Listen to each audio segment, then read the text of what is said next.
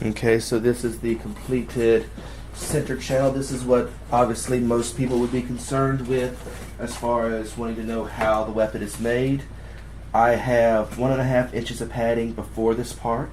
If we remember, we have a layer of MC foam, a layer of packing tape, of strapping tape actually, then that small bit of blue camp foam that is wedged in there to add that tiny bit of extra cushioning.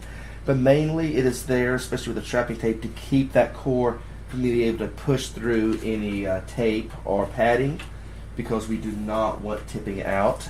We want this weapon to degrade the natural way of old age and repeated wax until the foam starts to lose its density, as happens with everything over time.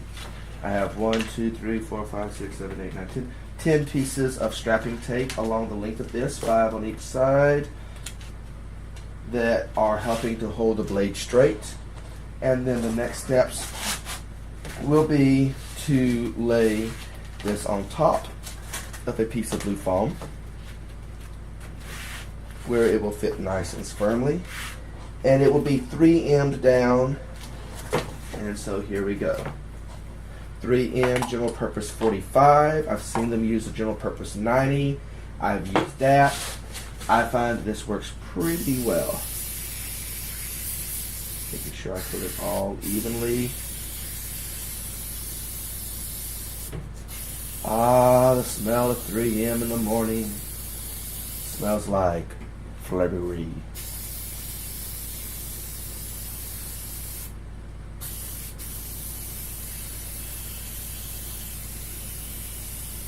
Does not really matter which way the foam naturally curls while I do this. I prefer to spray on the inside wrap, because it's going to help whenever I'm inside wrapping on both. The natural tendencies will help make it autocorrect out straight. Making sure I got plenty of the evil stickiness. And of course this is air activated foam, so I let it set for about 10, 15, 20 seconds. Letting it get nice and set and thick, well distributed. That's actually pretty good, even though it doesn't look like there's a lot there. There really is. So, straighten out. The thing I love about this is it doesn't set as quick as super glue. So we can make sure this is lining up nice and straight and cleanly.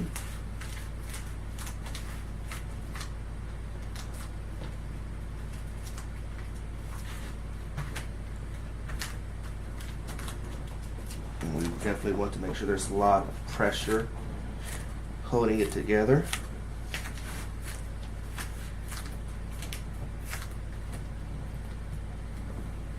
The only thing about this that is different from how I normally make is that I went ahead and got the strapping tape. Normally this is done in all my older designs about the same width, the same number, but I've used duct tape. Duct tape has a pretty good adhesiveness, but in high temperatures, if you leave it out, high humidity, yes, it can lose its stickiness. It's still really good, and I wrap my stuff with packing tape. But this is the basic idea. I will go ahead, and I'll be keeping pressure on it, wandering around to make sure the pressure's even, nowhere lets up, for about the next 5 minutes. There's no need to document that. It's really annoying, so.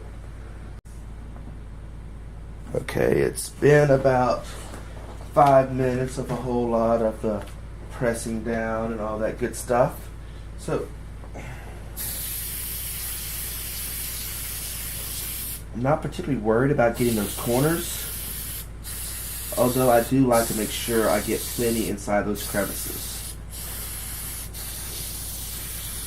The corners are going to be cut off, but I make sure that there's still at least 1 inch of padding. Another one of the reasons why I go that extra 1.5 inches, so I can have the rounded corners. I have seen in the Fitz Calliston tutorial, he makes one and he keeps the corners. I think he only does 1 inch of padding though. And it looks okay. It just looks more like an Orc High sword or something. It looks very boxy. And if you're going to go to the trouble of making a flat blade, I say make it look like a blade. So once again, we gotta let this dry for 10, 15, 20 seconds or so. Here's where I tell you a joke. Horse walks into the bar. Bartender looks up and says, "Oh, why the long face?" Right. And my other nice little 28-inch long blade here. It's looking like it's about time. I'm gonna give it just another few seconds. I was joking. Tell you the story about the man that walks into a doctor's office with a frog on his head. The doctor looks up and says, "Oh my goodness, looks like you have a problem." The frog says, "Yeah, I just woke up and this was here on my ass. You gonna do something about it?" Alright, here we go. Loo-doo-doo. I flip it. And really want to put on the pressure for this side, because the gap is actually going to make the blade, it's kind of hard to explain. I don't cut a channel on the sides so that I do have that nice half-inch of padding. So I actually have to bend the blade to fit. It means a lot of pressure, a lot of making sure the glue holds. We have to compress this together along the length. Wondering about that? That's for in a minute.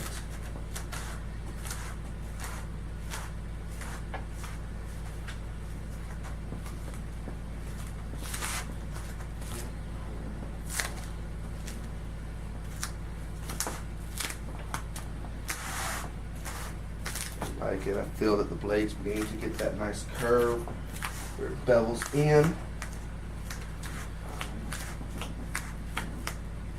Because it is more than 3 feet long, it's going to be a little bit tip heavy. But I have a couple of plans that will help pad that out.